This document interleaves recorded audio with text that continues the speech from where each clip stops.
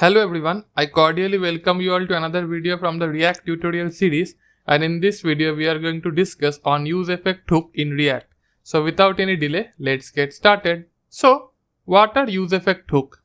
As discussed in the previous videos, hooks were introduced with React 16.8 to let us see the beneficial features of class components in functional components. The useEffect hook allows to perform side effects in the functional components. In a production-grade application, side effects may include fetching data from an external API, updating the DOM directly on occurrence of any event, setting up subscription, or dealing with timers. If you are familiar with class components in React, which I believe you should be as of now, you can consider the useEffect hook as the combination of componentDidMount, componentDidUpdate, and componentWillUnmount lifecycle hooks. So if you have not watched our previous video, which was on the lifecycle methods in React, I would highly recommend you to watch it because that will clear your concepts about the hooks like componentDidMount, componentDidUpdate, and componentWillUnmount.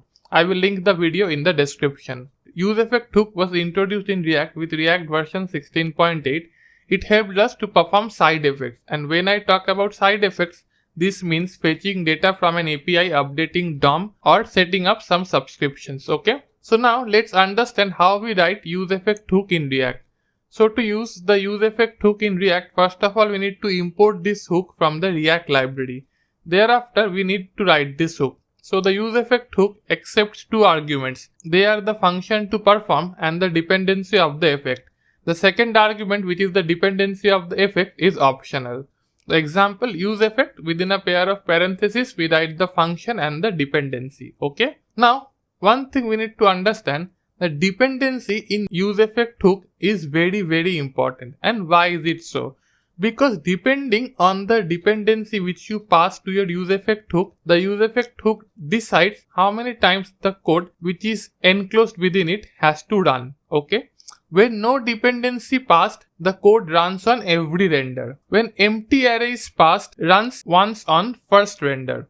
When props or state value is passed, renders for the first time, and thereafter only when the dependency value changes. So there are majorly three ways by which you can define the dependency in a useEffect hook. So first of all, you might not pass the dependency. If you don't pass the dependency in the useEffect hook, the useEffect hook will run on every render. Okay. When you pass an empty array as the dependency, the useEffect hook will run only once during the initial render. Okay. And within the useEffect hook, when you pass any props or state value, so your useEffect hook will run only when the prop or the state value changes. And we know props cannot be mutated within the component.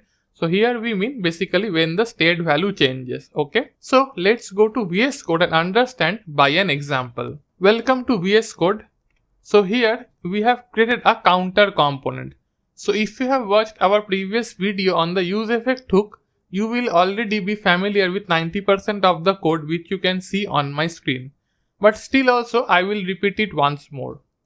So within this useEffect hook TSX, we have imported the useState hook and the useEffect hook. So I hope by now the concept of useState hook will be clear, because this is what we have discussed in our previous video. So here we will only talk about the useEffect hook. In the counter component, we have just created a simple counter where on button click we can increase the counter value by 1 or decrease the counter value by 1. Okay. Here count is our local state variable and the setCount method is to update this state variable. And both are returned by the useState hook, and the initial value of this count variable will be 0. Okay. Finally, within our return method, we render our JSX. So here first of all we show the count value. Thereafter we have a button to increment the value by 1, and thereafter we have another button to decrement the value by 1. So on click event, we are calling this function and passing the value. So when we will click on this increment button, the on click event will be triggered and it will call setCount method and pass count plus 1. That is the initial value plus 1. And on decrement method, the same thing will happen, but we will pass count minus 1 to decrement the value by 1.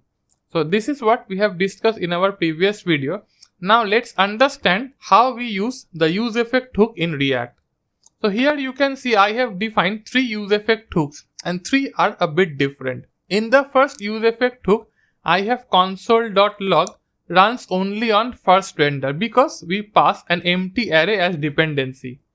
In the second useEffect hook, we have console.log runs only when count value changes and we have passed the count value as the dependency. And here within the third useEffect hook, we write console.log runs on every render, and here I have no dependency. Okay. So here what we will do, we will run our code, uncomment each one of the useEffects one by one, and we'll see how they react. Okay. So let's run our code. Firstly, we will go to the terminal and write npm start to start our React application. Let's wait for some time until our application starts. So here as we can see, our application has loaded. So let's go to the console. Within the console, I have cleared everything out. Now when this component loads, let's see the first useEffect hook. In the first useEffect hook, we have passed just a pair of empty square brackets and we are logging runs only on first render. So when the component will load, it will show runs only on first render. Okay. Now thereafter, even if I increment or decrement the value of the counter, our useEffect hook is not running. So this is what I told. When you pass an empty pair of square brackets within the useEffect hook as a dependency, the code which it encloses will run only on the first render. Thereafter, whatsoever happens, it will not run. Okay. Now let's go to the second example. In the second example, we will comment the first useEffect hook and uncomment the second one. So here I have said runs only when count value changes and pass the count as a dependency within the useEffect. So now see, when I load this component, it runs because when count value changes, and thereafter every time I update the value of count, whether I increment or decrement it, our useEffect hook runs, and here you can see 17 times it has run after the initial rendering. Okay. Now let's go to the third example. I will comment the second useEffect hook and uncomment the third one. So in the third useEffect hook, I have said runs on every render. So what will happen? When the component will load, it will run initially, and thereafter no matter whatsoever happens, it will run. Like anytime the DOM is repainted, it will run. Okay. So basically in 3 different ways we can write useEffect hook in React. But remember, the best one to pick depends upon your use case scenario. The most efficient ones are obviously the second one, which actually tells your useEffect hook to run only when certain value changes in your code. Okay. This basically optimizes your React application. Now let's go back to the presentation. So now once we have understood the different ways of writing useEffect hook in React, there is a small thing which we need to understand, like cleaning up effects. Okay. In React's functional components, effects can be majorly of 2 types. One type requires cleanup to avoid memory leak and the other type of effects don't. Side effects like network request, DOM manipulation or logging doesn't require cleanup. We can say these effects are like fire and forget type. But side effects like subscription, event listeners and timers require cleanup. Okay. So remember, when you write useEffect hooks in React, there are 2 types of hooks by its implementation. 3 types by how we write. So if you are writing a useEffect hook which does something like a subscription, event listing or timer, you have to clean up that effect. Otherwise, there are chances of getting memory leaks in your application. And how do we write the cleanups? So basically, as you can see on my screen, within the useEffect hook, we have created a timer. So let timer equal to set timeout, and thereafter we are logging runs only on first render after 1 second. Okay, and we are passing 1000 milliseconds. Basically what happens when this useEffect will be called, it will basically wait for 1 second and thereafter it will console.log runs only on first render after 1 second.